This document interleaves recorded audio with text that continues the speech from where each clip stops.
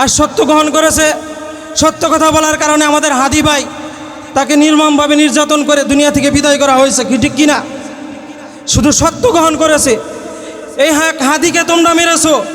শুধু এক হাদি না, আজ বাংলার জমিনে প্রত্যেক ঘরে ঘরে হাদির মতো সন্তান জন্মগ্রহণ করবে।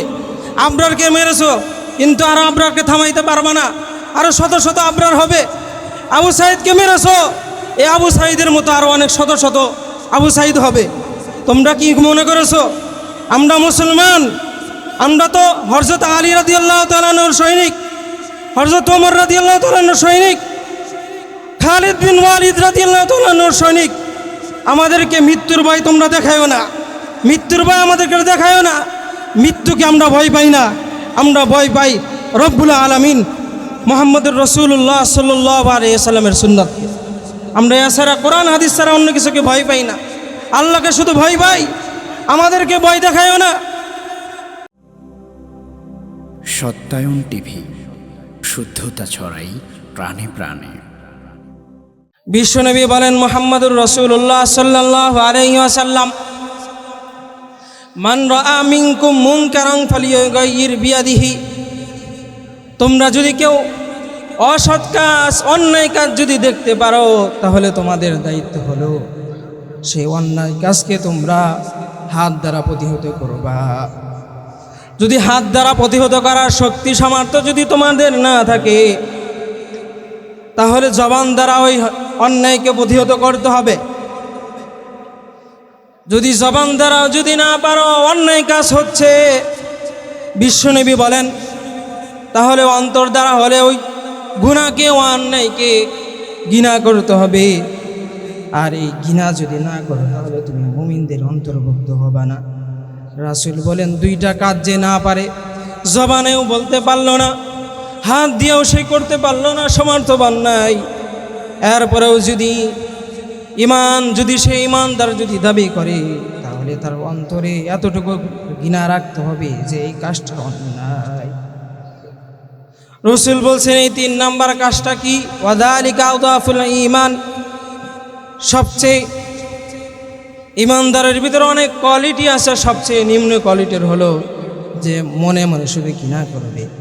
আর যে ব্যক্তি ঘৃণা করবে না, সে ন্যূনতম ইমানদারও হতে পারবে না। সাহাবায়ে কেরাম রাসূলের দরবারে থেকে কি পরিমাণ সত্যের কথা তারা মানুষের কাছে প্রচার করেছেন। সত্যর প্রতি তারা অটল অবিচল ছিল, কখনো সত্য থেকে পিছপা হন নাই। হযরতে বিলাল রাদিয়াল্লাহু তাআলা আনহু সত্য গ্রহণ করার কারণে উমাইয়া তাকে এত কষ্ট দিত, এত নির্যাতন করত।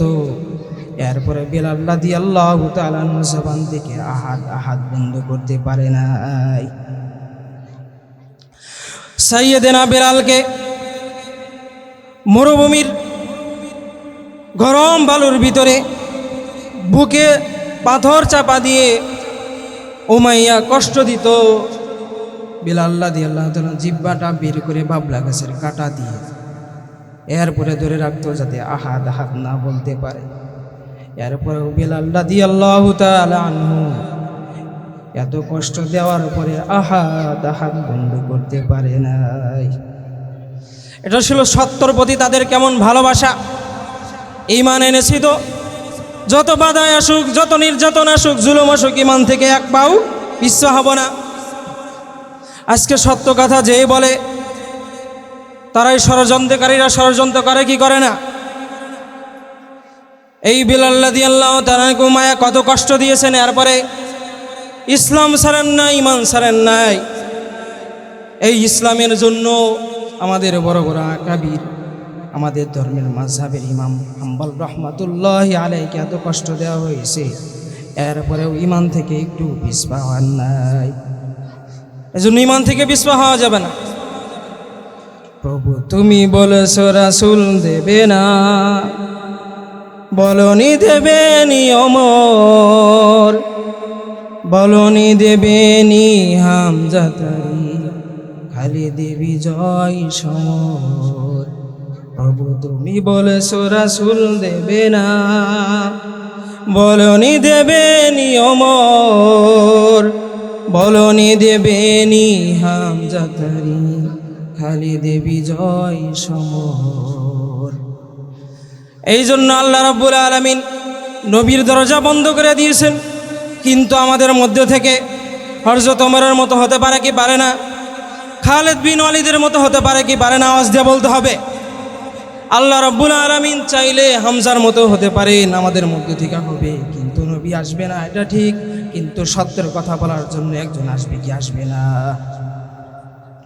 এই সত্য কথা করার কারণে হযরত ওমর রাদিয়াল্লাহু তাআলা আনহু তাকে শহীদ হতে হয়েছে। এই সত্য কথা বলার কারণে, সত্যকে গ্রহণ করার কারণে ওসমান রাদিয়াল্লাহু তাআলা আনহুকে শহীদ করা হয়েছে। এই সত্যের কথা বলার কারণে শেরে খোদা হযরত আলী রাদিয়াল্লাহু তাআলা আনহুকে শহীদ করা হয়েছে। এই সত্য কথা বলার কারণে বড় বড় সাহাবায়ে কেরামকে আল্লাহর রাস্তায় জীবন দিতে হয়েছে। মুহতারাম হাজিরিন, শুধু তাই নয়, এই সত্য যারা গ্রহণ করেছে, যারা ফাঁসিবাদ আছে, যারা ওলামায়ে কেরামকে দেখলেই যাদের ভয় হয়, সত্যকে দেখলে তারা ভয় পায়, তারা সত্য নিয়ে হাজার ষড়যন্ত্র করলেও আল্লাহ রাব্বুল আলামিন আমাদের আছেন, সত্যের বিজয় এক সময় হবেই। সামনে গজওয়ে হিন্দ আসছে, তোমরা মনে করছো আমরা পালাবো, পালানোর জায়গা পাবো না। যেখানেই পালাও সত্য আসবে একদিন, হক একদিন আসবে। যেখানেই পালাও সেখান থেকে তোমাদের খুঁজে খুঁজে বের করে তোমাদেরকে হত্যা করা হবে। এটা আল্লাহ রসুলের হাদিস। আর সত্য গ্রহণ করেছে, সত্য কথা বলার কারণে আমাদের হাদি ভাই, তাকে নির্মমভাবে নির্যাতন করে দুনিয়া থেকে বিদায় করা হয়েছে, কি ঠিক কিনা? শুধু সত্য গ্রহণ করেছে। এই হাদিকে তোমরা মেরেছো, শুধু এক হাদি না, আজ বাংলার জমিনে প্রত্যেক ঘরে ঘরে হাদির মতো সন্তান জন্মগ্রহণ করবে। আবরারকে মেরেছো, কিন্তু আরও আবরারকে থামাইতে পারবে না, আরও শত শত আবরার হবে। আবু সাইদকে মেরেছো, এই আবু সাইদের মতো আরও অনেক শত শত আবু সাইদ হবে। তোমরা কি মনে করেছো আমরা মুসলমান? আমরা তো হযরত আলী রাদিয়াল্লাহু তাআলা আনহুর সৈনিক, হযরত ওমর রাদিয়াল্লাহু তাআলা আনহুর সৈনিক, খালিদ বিন ওয়ালিদ রাদিয়াল্লাহু তাআলা আনহুর সৈনিক। আমাদেরকে মৃত্যুর ভয় তোমরা দেখায়ও না, মৃত্যুর ভয় আমাদেরকে দেখায়ও না। মৃত্যুকে আমরা ভয় পাই না, আমরা ভয় পাই রব্বুল আলামিন মুহাম্মদুর রাসূলুল্লাহ সাল্লাল্লাহু আলাইহি ওয়াসাল্লামের সুন্নাতকে। আমরা এছাড়া কোরআন হাদিস ছাড়া অন্য কিছুকে ভয় পাই না, আল্লাহকে শুধু ভয় পাই। আমাদেরকে ভয় দেখায়ও না। মনে করেছো একজনকে হত্যা করলেই ইসলামের হক কথা বলা ছেড়ে দিবে, তোমাদের ধারণা একদম ভুল। কখনোই মুসলমান বাংলার জমিনে যতদিন ওলামায়ে কেরাম থাকবে, ইসলামী তাওহীদি জনতা থাকবে, তোমরা যারা মাদ্রাসার দিকে চোখ তাকাও, চোখ রাঙিয়ে কথা বলো, মাদ্রাসাকে নিয়ে কটাক্ষ করো, ওলামায়ে কেরামকে নিয়ে কটাক্ষ করো, তোমাদেরকে বলে দিচ্ছি, ইংরেজরা ভারতে 100 বছর শাসন করেছে। এরপরে ওলামায়ে কেরাম যখন ঈমান দীপ্ত আল্লাহু আকবার ধ্বনি দিয়ে মুসলমান ওলামায়ে কেরাম যখন মাঠে নেমেছে, তখন ইংরেজরা লেজ গুটায় পালায় বাধ্য হয়েছে, ঠিক কিনা? তোমরা যে আমরা ইংরেজদের এজেন্ট হয়ে কাজ করতেছো, আজকে মনে করতেছো আমরা সব কিছু বাংলাদেশ বিজয় করে ফেলছি। তোমাদেরকে একসময় ধরবো। মুসলমান যখন জাগ্রত হবে, মুসলমানের ঈমান দীপ্ত তোমরা দেখো নাই। পাহাড় দেখেছো, পাহাড়ের বিশালতা দেখেছো, কিন্তু পাহাড়ের বিশালতা দেখো নাই। নদী দেখেছো, নদীর গর্জন দেখো নাই। বাঘ দেখেছো, বাঘের গর্জন দেখো নাই। যখন ওলামায়ে কেরাম জাগবে, বাংলার মুসলমান যখন জাগবে, ঈমানের ডাক যখন দিবে, তোমরা বাংলার জমিনে থাকার জায়গা পাইবা না, জায়গা পাবা না, জায়গা পাবা না। এই কথা বলে আমি আমার বক্তব্য শেষ করছি। আমরা হক কথা বলার সবসময় ইচ্ছা পোষণ করি। যত নির্যাতন হোক, যত কষ্ট দেওয়া হোক, হক কথা বলা ইনশাল্লাহ ছাড়বো না। ওমা তাওফিকি ইল্লা বিল্লাহ।